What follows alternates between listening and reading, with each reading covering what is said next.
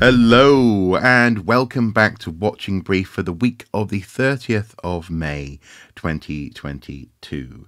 As we are recording this morning, so-called Platty Jubes, the Platinum Jubilee. Show some, Mr. Barkman-Assels, show some respect. It's the Royal Platinum Jubilee. Jubilee, yes. Only really hashtag young people are calling it Platty Jubes or hashtag Platty Jubes. Exactly. Yes. Well, anyway, where it's begun. There are soldiers marching up and down the mall as we record, and ahead of hopefully a fairly pleasant weekend and some good weather, I am joined as ever by my co-host, Mr. Andy Brockman, and presumably you're in somewhat festive spirit. I mean, cards on the table for me. I'm not a rabid royalist, but I'm also not a Republican. So it's kind of like, this is interesting. I'll probably watch bits of it, but I'm going to try and have a good weekend, given that that I'm not feeling particularly great. I'll mention that in a second. But what's your plans for the weekend?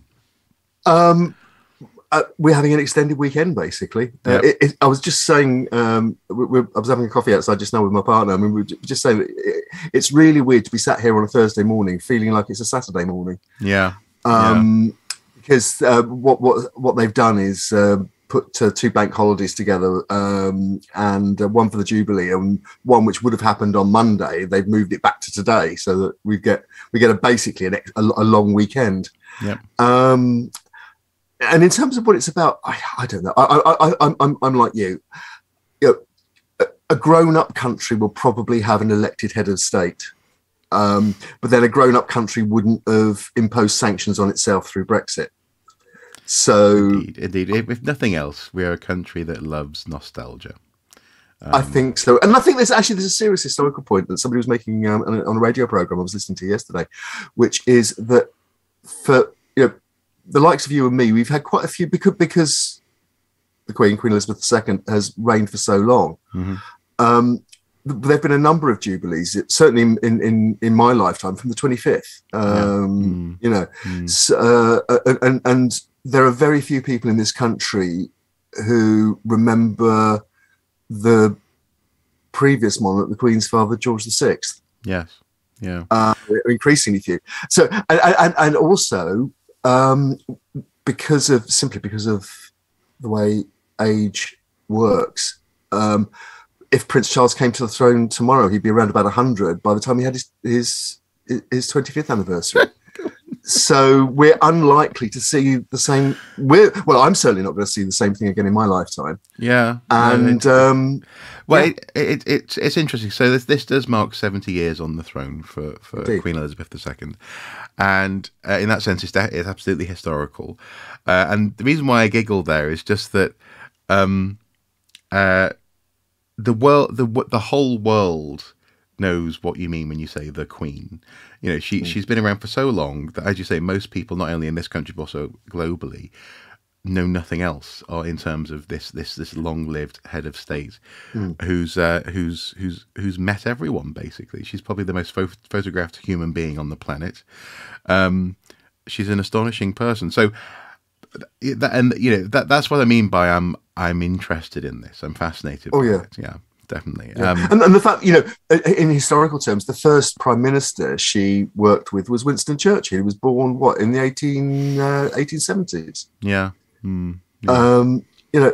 It's if you just look at her as a historical timeline, it's a remarkable life. Yeah, absolutely. Anyway, we won't get into what happens next. There's already stirrings about a republic, etc. But anyway, I think we're coming up on a really significant national, a really significant national historical punctuation mark. Yeah, I think so. Anyway, regardless of Platty Jubes or the Platinum Jubilee, of course, our watching brief does continue. And this week, as ever, we have the archaeological news of the week to discuss and to present for your consideration and continued discussion below in the comments. We're going to be marking a year on from the announcement of the closure of the archaeology department at Sheffield University with an interview with Umberto Albarella in just a moment. But before then, we have a series of news lines to bring to you, things to keep an eye on, and some developments and this sort of thing. I did hint at this, bearing in mind that I'm slightly foggy-headed with a cracked tooth and a gum infection. I'm going to hand over to Andy now to bring you some lovely news. I'm afraid it's not lovely news. You come. When have I ever brought good news? Lovely links. Some lovely links, then. Lovely links. Okay. I'll start. Perhaps the most shocking story of the last week is the revelation in France that the former director of the Louvre Museum, probably one of the leading museums in the world, Jean-Luc Martinez, has been questioned by police as part of an investigation into antiquities trafficking. Yeah. It is an astonishing story. We're linking to an article about it in the Art newspaper, and also an article in translation from the French paper Libération. But basically, I'll just give you the headline. Basically, Monsieur Martinez is linked with a Paris auction house that has been indicted by the French authorities for, quote, organised fraud, money laundering, and the use of forgeries. Wow. And it's accused of having sold objects that have been trafficked as a result of looting in countries, principally in the Middle East, which are in conflict. I won't go into the details here. The charges have only just been announced. It hasn't gone to court yet. But as an indictment of what can go wrong in the international art trade and in the international museum world, I can't think of a precedent.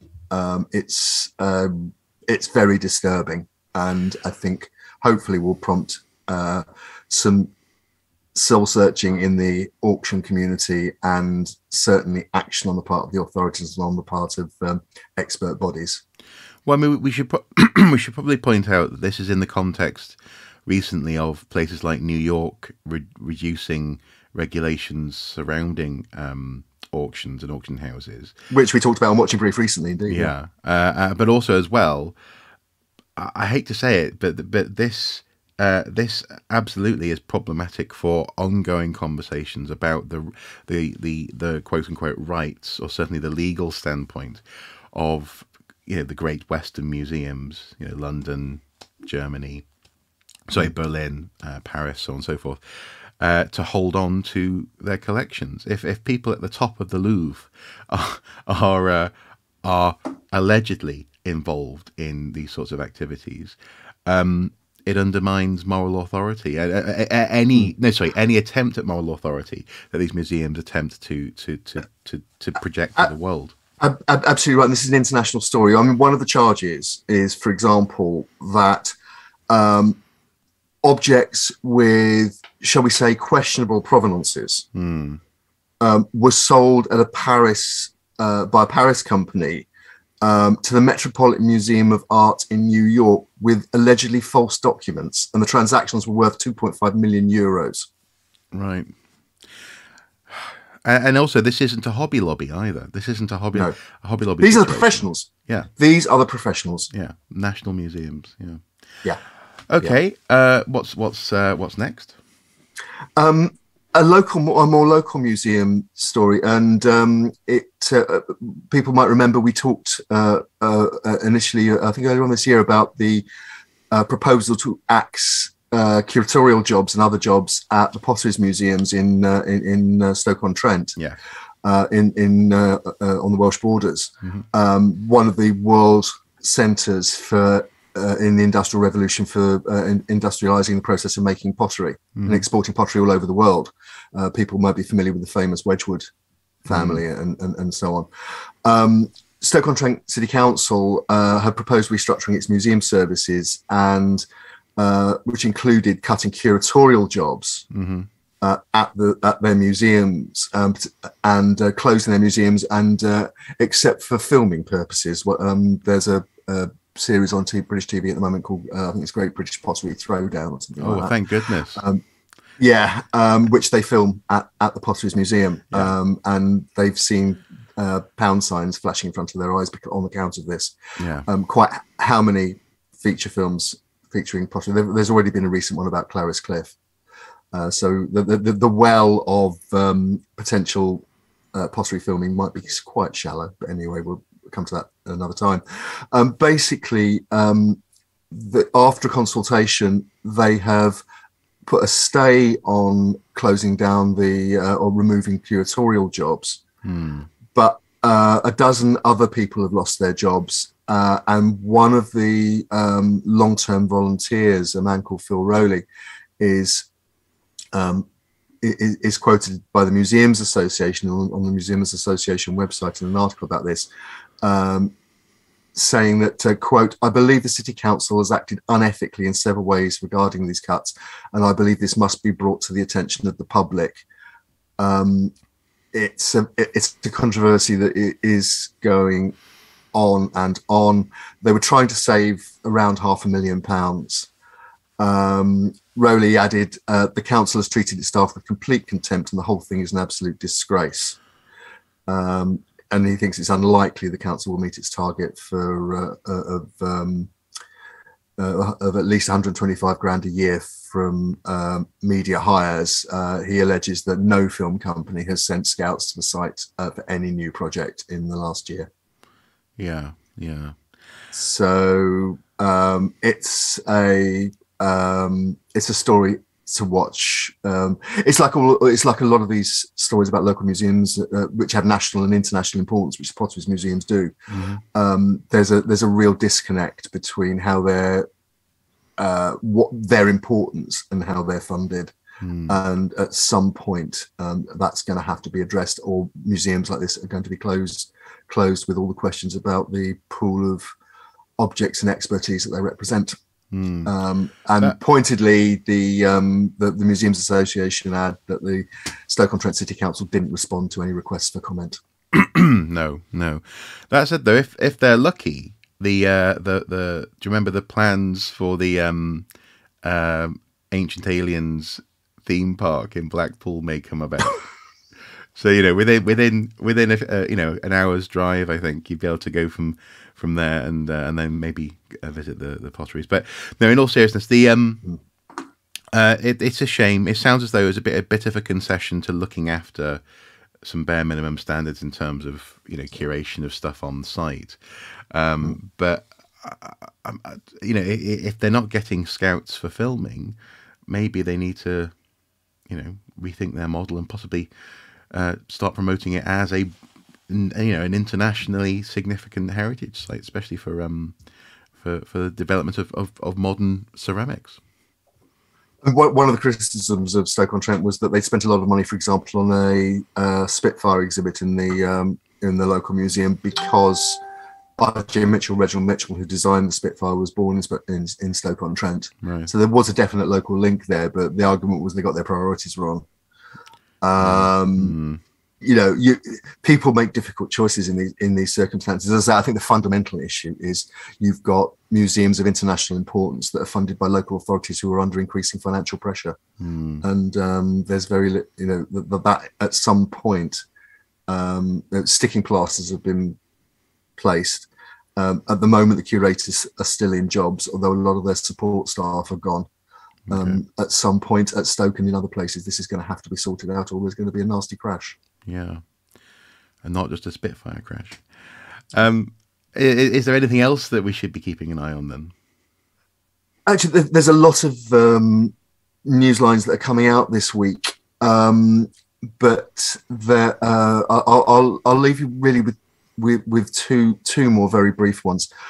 One is, and we've talked about this before, and we're going to come back to the environment and environmental pressures and the climate emergency and so on in a future watching brief, as we've been trailing.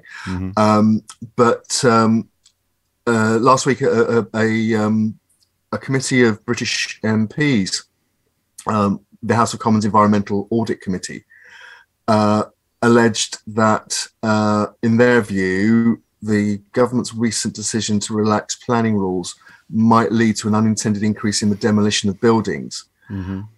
And they argued for retro first. The Architects Journal's been running a campaign on those grounds. The committee chairman, Philip Dunn MP, said, from homes to offices, retail units to hospitality venues, our buildings have significant amounts of locked-in carbon, which is wasted each time they get knocked down to be rebuilt, a process which produces yet more emissions. Ministers must address this urgently. It's a story that will only again, I think, like the crisis in museum funding, it's a story that will only develop. And another briefly, we mentioned the Marks and Spencer's building in Oxford Street that has become a focus for this retrofit first argument, with Marks and Spencer's wanting to demolish it and start again. The decision has now been called in, and there's actually just a new organisation started this week, again, in the last few days, to pressure Marks and Spencer's to change their mind and retrofit the building rather than demolish it. Yeah, and it's I've heard people, unfortunately, getting their terminology a bit muddled on this. Some people have used the term carbon capture, and it's not carbon capture. It's the notion of embodied carbon. So a certain amount of industry and chemical activity and various other things have gone into already making a structure, and demolishing that structure will not only use energy, but also it will release elements of this material. And so, yeah, the argument for refurb first is more environmentally sound. And it's interesting that architects are increasingly bold. It's becoming more and more mainstream. The architects are recommending that approach. Architects are becoming more outspoken in calling for retrofitting. At the same time, the government, and this is one of the things that the committee is alluding to, I think, the government hasn't, for example, changed the rules on VAT on building materials, so that at the moment new builds are zero rated, but materials for retrofitting, for refurbishment, pays full VAT. Right. Yeah, that's 20% at the moment, is it? It's something. Maybe something more than that. Yeah, it's a substantial amount of the building costs. So for a developer looking at the bottom line, it's the proverbial no-brainer. Yeah, it's cheaper to build new. Yeah, exactly. Okay. So finally, then, the final one. It's again it links to a story that we've covered many times in the past, which is the Stonehenge A303 upgrade. Yes. That's still with the Transport Secretary Grant Shapps, and we're awaiting a decision after a previous green light for the project to build a tunnel and dual carriageway across the Stonehenge and Avebury World Heritage Site was blocked by the High Court as unlawful. More like grant mishaps, am I right? Hey. Sorry. You might say that. I couldn't possibly comment as an unbiased journalist trying to report even-handedly. No. This week, the Chief Executive of National Highways, which is the government arm's length organisation which runs and builds Britain's roads, or at least its national road infrastructure, a man called Nick Harris, gave a very interesting speech to a policy conference in Westminster. And it was to do with what's called the Third Road Investment Strategy, RIS3, which are basically the planning stages for national highways and the national road infrastructure. We're currently in RIS2. Okay. At this location, you mean? Nationally. Right. Okay. And linking back to our previous story, he said, looking at our plans for the next road period, RIS3. Oh, so I see. Yes. Yeah. It's clear we're going to be challenged very hard on our impact, both on the environment and on carbon. Mm-hmm. And now we're talking about the period 2025 to 2030. These are sort of like 5-year plans. Okay. And then he said something very interesting, which will have had pricked up the ears of Stonehenge campaigners, where he said, building nothing is probably the best solution. That's a direct quote. Wow. And to be fair, presumably that's not only an objective observation, but also he's probably hinting that until technologies and legislation, etc., catches up for this period. Yeah. Yeah. He now, to be he then went on to talk about great opportunities going forward, catalysts around new and future talent and attracting people into the highways industry. And he also said that schemes included in RIS3 will probably be the delivery of the A303 Stonehenge Tunnel and the Lower Thames Crossing, both of which are very controversial, both of which have been delayed after legal reviews. As I said, the Stonehenge plan was found to be unlawful. Yes. Or at least been decided unlawfully by the Transport Secretary. Yeah. So we'll wait and see. But I think as a to coin a phrase, direction of travel for the head of National Highways to say pressure on the environment and the carbon emissions from transport might bring that kind of pressure. Building nothing might be the best move. I think is quite astonishing. Yeah, no, it is absolutely. Okay, well, thank you for that, Andy. And now we get to reflect a little bit on. I did say good news, didn't I? But it's not. It's all kind of just middling, isn't it? But nonetheless, what looks at the very least like, on the face of it, seemingly good news from Sheffield University. The Yorkshire Post, amongst others, recently reported that there was a 2-year stay of execution, as it were, at the department, and that I've even actually had colleagues sharing this news with me, sort of saying, "Hey, brilliant, wonderful, Sheffield is doing much better now." And that's not necessarily exactly the case. And with that in mind, a year on, we approached Umberto Albarella for an interview. Is there anything that you want to add before we go in? No, I think just suggest that people watch the interview, listen to what Umberto has to say, and I think without a spoiler alert, it's a bit more complicated than people have been thinking. We're joined again on Watching Brief by Professor Umberto Albarella of Sheffield University. You might remember that Umberto has been outspoken in defence of the Archaeology Department at Sheffield since the campaign began exactly a year ago. And we thought it would be a good idea to catch up with him and find out where we are, what's being learned by the campaign at Sheffield and the attempt of the university to end the Archaeology Department, and then maybe look forward to what might happen in future and what it means for the archaeology sector in higher education as a whole. Professor Albarella, did you think a year ago when that announcement that the department was going to be closed really shocked the archaeological sector because it seemed to come from nowhere? Did you think you'd still be standing a year later? Yes, I did. Well, first of all, let me say that thank you very much for having me here, and it's always a pleasure. But answering your question, yes, I did. I knew straight away this was very serious. I knew straight away that the political context in which the University Executive Board of Sheffield was operating was not favorable to us, but it was favorable to them. And therefore, I expected that this would be a hard, long battle. And unquestionably, it has been, and it carries on being like that. But I'm proud to say that we are still here fighting it. Now, the university has recently announced, I think, that the department isn't going to be closed imminently. It's got a 2-year stay of execution, and that there aren't going to be redundancies among the academic staff, certainly not yet, which isn't what they were originally saying. So what do you think that tells us about the way that the university senior management team, the executive board and the vice-chancellor, deputy vice-chancellor and so on, approached the initial attempt to end archaeology at Sheffield?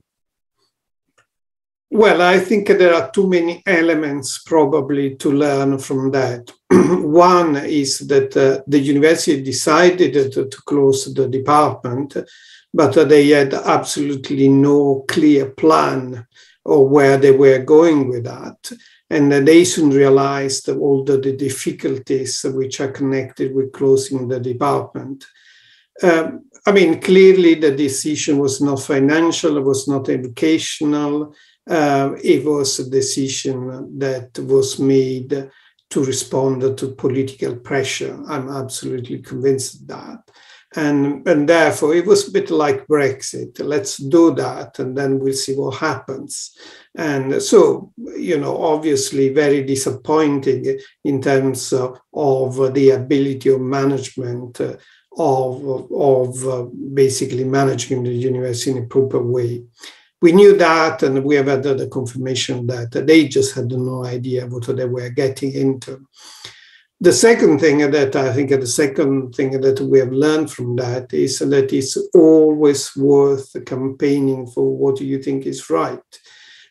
Clearly, the pressure they were under was very great because of our campaign, because of the international response to it, because everybody in the city, in the region, in the country, and the world was disgusted by what was happening, and they felt very much the pressure of that, and they had to respond. I mean, the delay in the closure of 2 years was the minimum decent thing that they had to do, considering that we have undergraduate students in the middle of their courses. And I said it from the very beginning that regardless of how bad was this decision, the least they should do, and they should allow the undergraduate students to complete.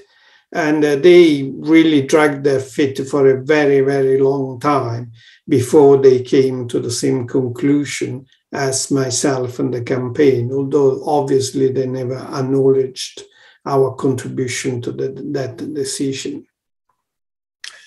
You mentioned the campaign, and one of the striking things I think about it from somebody looking at it from the outside and covering the story as we've done since the beginning, is the success that the staff team had working with your students in mobilizing a lot of people to sign the petition. It was over 50,000, I think, in the end. But also you had a writing campaign, you've had political support, you've had questions raised in the House of Lords and so on. But most of that activism happened at the beginning. It was very high profile, but you've had to sustain a campaign through the last year. How has the campaign changed in those months?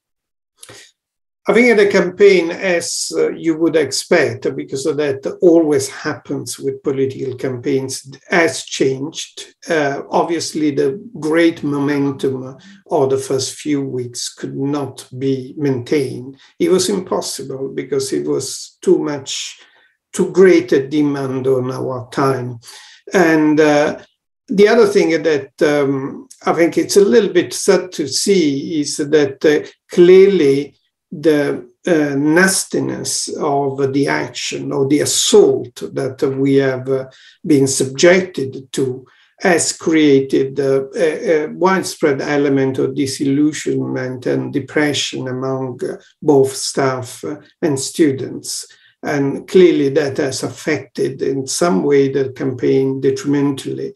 However, I wouldn't be pessimistic about that. I think the campaign is just such a great thing that we're still here talking about it a year on, and we still have media presence and all that, and on the anniversary of the first year since the decision was taken. So I think that is an important positive. But I think the other element of which the campaign has changed, and certainly I feel this very much for myself, is this is a campaign that's gone beyond our department and archaeology.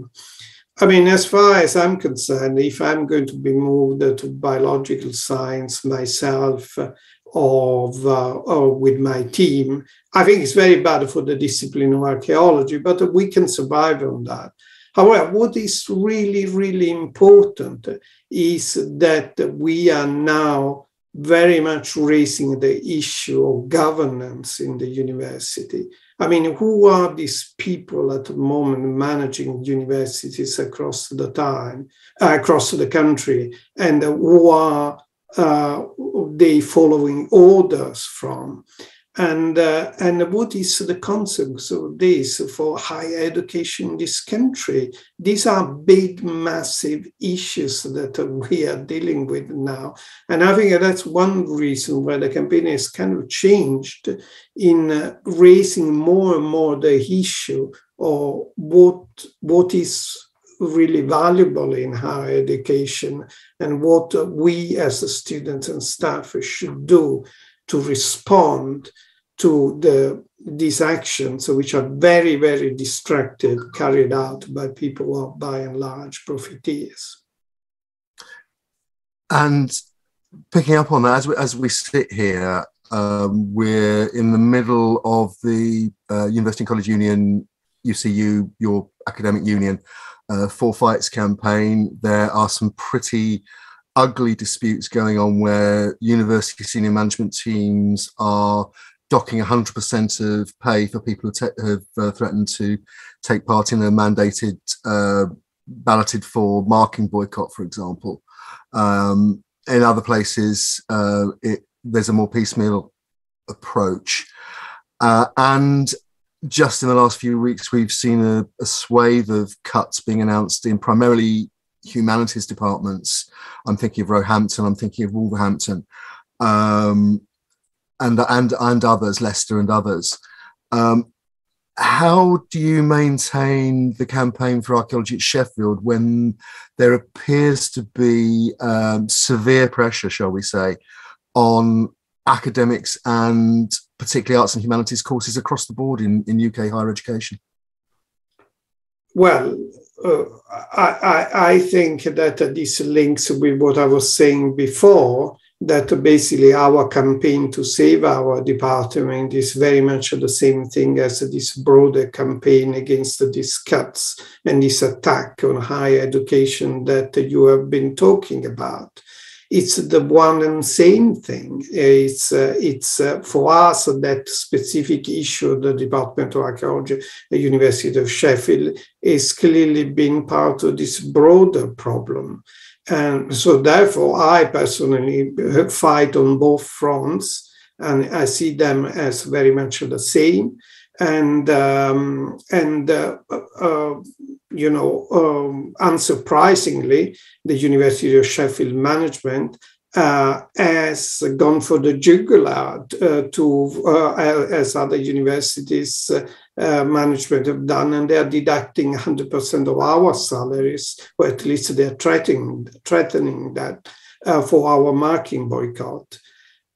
It just shows what is the problem that we have, that at the moment, universities are largely managed in such a way that the whole academic world could collapse. And then you would say, why is that happening? Why? What is the reason? Why are they doing that? What is the purpose? Well, the purpose of individual and university management across the country is basically very selfish. They are doing favors to themselves. They will get promoted to even better job if they show that they are tough. They are prepared to make cuts. They are prepared to close departments. They are prepared to sack people, because this is the kind of political message that is coming from above. This is what they want to be seen to do. And that is absolutely disastrous for this country. And we can't possibly allow that to carry on happening. I mean, you know how important university and academia has been for the society in this country, also for the way the country is seen internationally. Now that, the UK is taking a really, really big hit on the international scene as a consequence of Brexit and as a consequence of this absolutely terrible government that we have. I mean, it's more important than ever that we have to support universities, because they have been a jewel, in terms of the representation of the country in the world. So this assault on university needs to stop, and we need to do all we can. to fight against that. I think it's worth pointing out there to our viewers who may not be familiar with Sheffield in particular, the background of Sheffield University, that it was actually founded effectively by subscription. It was bought and paid for by the working people of Sheffield who wanted to access to higher education. So there is a particular poignancy, I think, in the way that the senior management team now are currently able to, as across the country, able to take decisions which may even have national, even international impact in terms of what's lost to the archaeology sector, with very little accountability and very little scrutiny, certainly by outside bodies, and that which does come is sort of grudging and even obstructed. I mean, we covered the story that, for example, documents to key meetings have been destroyed in the course of the discussions about the future of the archaeology department. Can I just bring it back to the archaeology sector more specifically? A few weeks ago, you made a presentation to a CIFA, Chartered Institute for Archaeologists panel about activism. We covered the story, and regular viewers and readers of the pipeline will know that we covered the story of certainly allegations that senior bodies in archaeology had not been as supportive as maybe they might have been for various reasons, including the Council for British Archaeology, Chartered Institute for Archaeologists themselves, Federation of Archaeology Managers and Employers. Do you think the sector has managed to pull together after that, has been as supportive as it could have been? Or what do you think the sector should learn from your experience and the experience of trying to save the department at Sheffield? Well, I certainly hope the sector will learn from our experience. From day one, when we started our campaign, this was a grassroots campaign. We were working with students, with local communities, with whoever wanted to be involved. And any kind of support that we got from organizations and more institutional support, obviously we welcome that. But that was not what necessarily we were aiming for. Why is that? Well, it's a combination of different factors. It's perhaps because we were slightly suspicious of the fact that formalized organizations may not be prepared to be as brave and as bold as we wanted to be. And also because, we had an instinctive feeling that the kind of grassroots type of campaign was the most effective of all. I personally am very reluctant to get involved in a massive controversy within the archaeology world about what has done what and what has not done what. I mean, certainly I have seen reluctance in some quarters in being prepared to speak truth to power. And we know that this is what we wanted to do, and this is why we decided to go our own way.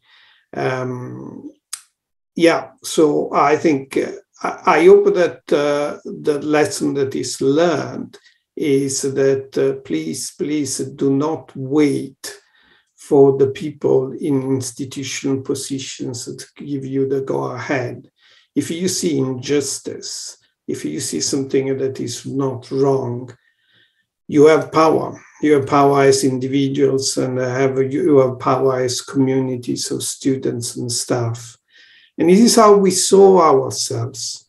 We saw ourselves as a community, and we still see ourselves in that way. And this is the way we want to carry on working. famously, the deputy vice chancellor at Sheffield likened students to basically supermarket users, and said that the university would prefer Marks and Spencer students to Lidl students, casting aspersions on the levels of the qualifications people were coming in on, the A-level grades that people were coming in on. What do you think that says about higher education, and what would you say to somebody who's maybe 17, 18, doing their A-levels, thinking about applying to archaeology, not necessarily at Sheffield, but anywhere, about coming into the archaeology and higher education at the moment? Okay, good question, because there is a lot I would like to say to them. And first, I would like to say that many universities, including the University of Sheffield in the country, are actually great institutions. And it's absolutely fantastic to be part of them. And remember that those institutions do not belong to the management. The management doesn't own them. They are still place of learnings, because many people make sure that they remain so. So it could be very exciting to be part of that. And the other thing that I would very much like to say is, bear in mind that many people in the universities are desperate to support students who come from all kinds of different backgrounds, and also do not pay too much attention to your grades. I think that's demeaning of the potential of individuals. As teachers, once a student has been admitted, I mean, nobody pays any kind of attention to the school background, to the A levels, to the GCSE marks, none at all. What we are interested in is to have students who are there in the class, who are interactive, they are keen to learn, and they want to be part of that community I was telling you about. And we have got plenty of students who are like that, and maybe they didn't have the best of marks because of their personal and social circumstances. And many of them, they've become great archaeologists. You know, some of the best archaeologists in the world are people who didn't have that kind of privileged background. So please do not be kind of despondent if things are not working out as a school student as you might like, because you can still have a future, and there is a massive potential in individuals. As archaeologists, we have a great track record to make that potential work. And talking of potential and talking of the future, perhaps just to wind up, you and your colleagues, students who are still standing as a department a year on from the decision to close, where do you think you're going to be in a year's time? Where do you want to be realistically? Where is archaeology at Sheffield going at the moment? I think the only thing that would save the discipline in Sheffield is for the department to remain standing. Yeah. You know, I made the point before that the division between kind of bioscience and this history that they have planned basically takes us back as archaeologists 50 years, when basically the arts and the science were very much divided in archaeological approach. We have worked very hard to integrate them. So that would be really a bad move. And so I think we're still fighting to keep the department together. That's the only way in which archaeology could be preserved. There is a lot of spin coming from university management saying, oh, they are investing in archaeology. They still want to protect archaeology in Sheffield. And how ridiculous is that when they are destroying the very department? The other thing they don't want to say is they're closing our department. So please, people, carry on talking about that, because they want to hide that reality under the carpet. Where are we going to be in a year or 2 years' time or 3 years' time? I'm not entirely sure. We are prepared to work constructively with the university management. We are doing that. I know personally that I can move with my team to bioscience and still make it a success. But that won't be good for the discipline. It may be good for me personally. I still will have a job. It may even be good for some of my students, so they can still carry on doing the sorts of things we do, maybe within a more powerful department. But this is not a battle for me or for ourselves or for individuals. This is a battle for the discipline, for justice, for the community, and for the future of higher education. So I don't know where we're going to be, Andy. What I know is what I think is the right and decent thing to do is to fight for an idea. And this is what I have done all my life, and this is what I will carry on doing. And I think that's probably a good point to end on. Professor Umberto Albarella, thank you very much again for talking to Watching Brief this morning. Thank you, Andy and Marc. Cheers. So a real pleasure, as always, to hear from Umberto, and it was particularly good to hear about the progress he's making with his leg, which he injured on the way to picket, to protest. You know, indeed, he's a genuine force of nature in terms of campaigning. Very much so. But it really should be underscored that even in the, you know, so last week the Yorkshire Post and etc. picked up on presumably a press release coming out of Sheffield. It's interesting that colleagues and friends sent me very quickly, especially over the weekend, links to those stories, going, "Oh, brilliant! You know, so Sheffield's making some progress. That's really good. You know, this is really good news." And hopefully this interview has been an opportunity to just sort of slightly pump the brakes on that and highlight the reality of what's actually happening on the ground in Sheffield. I think that's right. I mean, I think the first thing that has to be said is, objectively looking at the campaign that the staff and students at Sheffield ran, it's remarkable. It's a remarkable achievement. They mobilised the sector in a way that nobody else has done, even sector bodies have done.